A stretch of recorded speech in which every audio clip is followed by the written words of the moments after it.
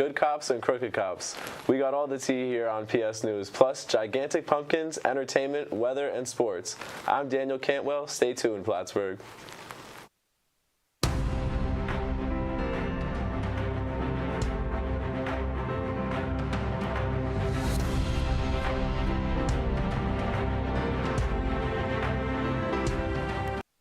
Good evening. It is Tuesday, October 17th. I'm Alex Duval. Our top story tonight.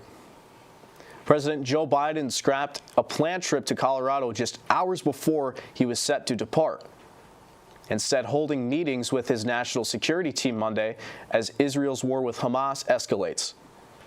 Israeli forces are amassing on the Gaza border ahead of a potential invasion into the Strip, a move that follows days of retaliatory strikes in response to a Hamas terrorist attack over a week ago that killed more than 1,400 Israelis.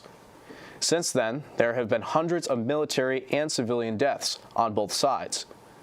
The hostage number also rising Monday up to 199 people believed to be held by militants, Americans among them. A Harvard student says he has achieved a long-time dream, but it's probably not one you might guess. He rode across a river in a giant pumpkin.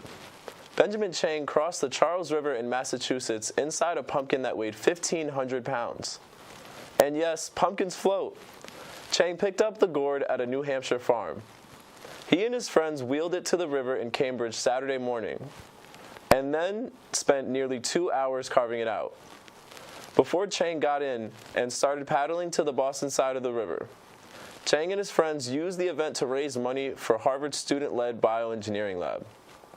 People donated in order to get a chance to row in the pumpkin along the shore before Chang set out across the river. Chang said he hopes this feat demonstrates the wonders of biology and inspires people to think outside the box. A former police officer in Connecticut who investigators describe as a serial burglar is facing charges for misusing a police database. Authorities say the former officer could be responsible for more than 24 burglaries in 3 states. Patrick Hemingway used to be one of Glastonbury's finest. Tonight, he's a disgraced former cop in jail. A detective suspects Hemingway is responsible for 30 or more burglaries in Connecticut, Rhode Island, and Massachusetts, targeting safe and cash registers at restaurants, stealing cash. Police are still investigating but claim they have surveillance video and cell phone data showing Hemingway breaking into businesses. Hemingway may have, however, dug himself a deeper hole.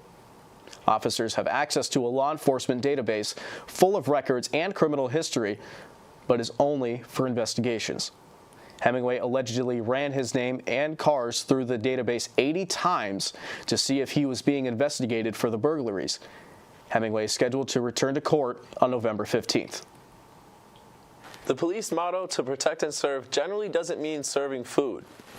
But one officer did just that last week after pulling over a DoorDash driver in New Hampshire.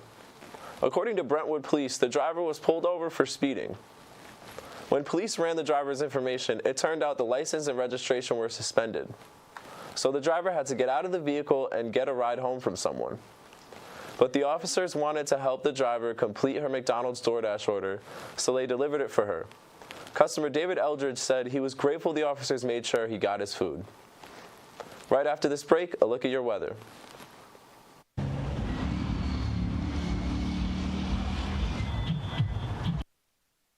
Are you a criminal justice major? Do you like true crime? If so, SUNY Plattsburgh's Criminal Justice Club is the place for you. The club regularly plans outings and events, like a recent trip to the Clinton County Correctional Facility, and also brings in guest speakers. Criminal Justice Club meets every Tuesday in Meeting Room 4 in Red K Hall at 7 p.m. and is open to all majors. To stay up to date, follow at Plattsburgh CJ Club on Instagram. Hope to see you. Welcome back. Here's a look at your local weather. Now we're finally seeing all 50s. Salem City finally going down with us from that 71 they had. Still flabbergasted on how that happened. But we're seeing 54 for Owl's Head, 55 for Vermontville, 52 for Dannemora, 54 for Osceola Forts, 55 for Plattsburgh, 55 for Salem City, finally down with us with the 50s, and 56 for Wilson. Now let's take a look at your 5-day forecast. I am not liking our weather, and neither am I liking the temperatures. We barely broke 60. We're seeing 55 for Tuesday with no sun in the sky, but lots of clouds. We got 59. The sun is tempting to come back with the temperature of 59, but clouds seem to break away, and that temperature is going to feel like the 40s. I know it. Thursday we got 62, but I know it's not going to feel like that, and the sun is barely going to help because it's also being covered by clouds. Friday, the sun goes away, and it's just clouds. The temperature stays in the 60s, though, which is a feat, honestly.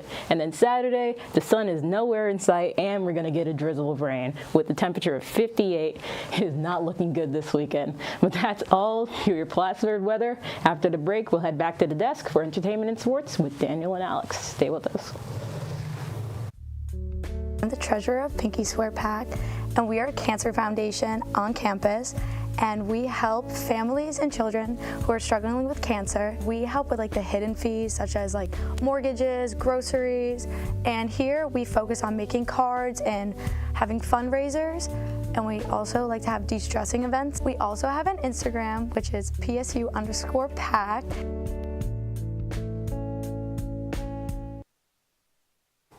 Dolly Parton is pitching in to help the Salvation Army this Thanksgiving. The country music legend will be performing at halftime of the Dallas Cowboys-Washington Commanders game. It's part of the Salvation Army's Red Kettle Kickoff fundraiser. Parton will ring the traditional Salvation Army holiday bell to jumpstart the holiday giving season. Cowboy fans are also hoping her performance will help them overcome a run of bad luck. Last year's performance by the Jonas Brothers lifted them to a 7-2 record when big stars perform at halftime. British film star Michael Kane confirmed his retirement from acting. The two-time Academy Award winner made the announcement on BBC Radio's 4's Best of Today podcast on Saturday. The 90-year-old says The Great Escaper is his last acting gig. That film came out in early October. Kane started his acting career on the stage in the early 1950s.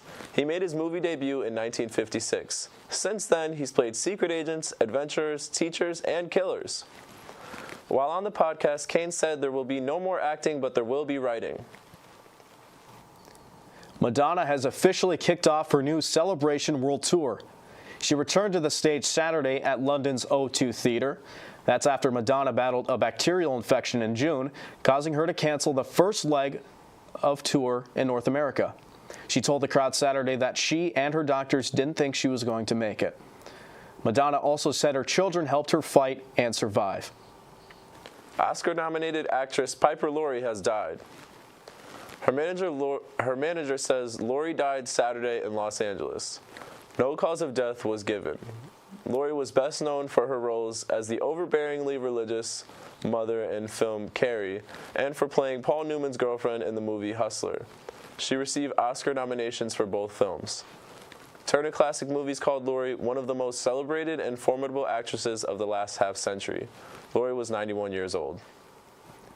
If you're a fan of the Netflix show Squid Games and wanted to attempt an actual obstacle course, then you're in luck. Netflix will soon be opening locations that will allow fans to fully immerse themselves in their favorite Netflix shows. The company's vice president of consumer products made the announcement during an interview with Bloomberg this week. They'll be called Netflix House and will be rotating installations. Fans will not only be able to shop for themed products, but they will also be able to eat food based on the show and play some games too. The company is aiming to launch the first 2 locations in the U.S. in 2025 before expanding globally. However, the exact locations have yet to be announced. The company has previously launched dozens of pop-up locations, but Netflix House will be a permanent location. That's all for entertainment news. Now over to Alex for a look at your PS Sports. Thank you. Now let's get right into it. The Plattsburgh State women's soccer team played to a 3-3 draw with the Buffalo State Bengals on the road Saturday. Despite a 25-9 shot advantage, the Bengals were still able to match the Cardinals' scoring total, as Plattsburgh has now tied in 2 straight games. Allison Brown, Zoe Rice, and Katrina Maltez each scored on Saturday, with Rice and Maltez notching their first scores of the season.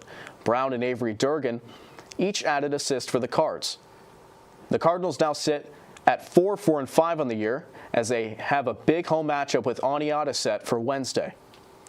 First-year outside hitter Lilia Gurma picked up her fifth double-double of the season with 15 kills and 15 digs, helping lead a Plattsburgh State women's volleyball team to a 3-1 SUNYAC victory over Potsdam on Wednesday evening at Memorial Hall.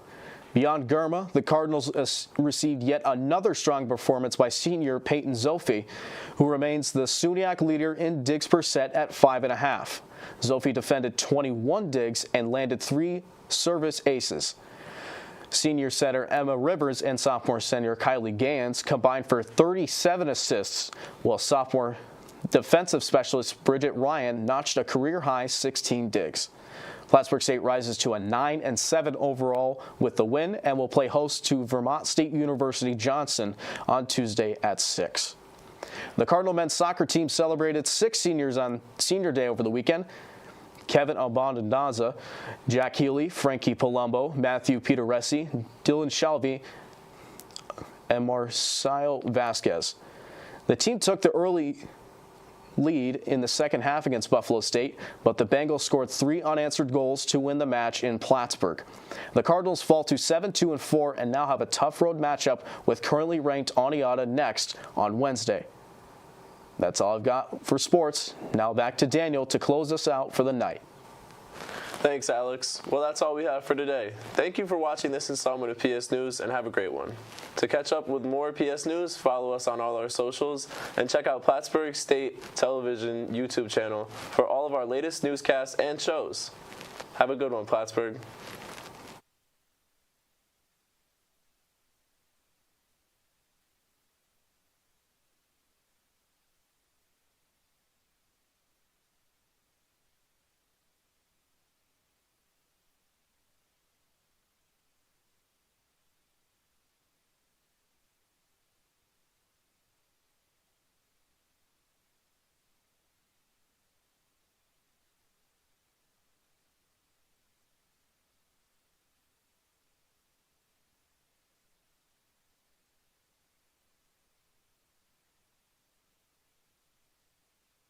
Been flicking me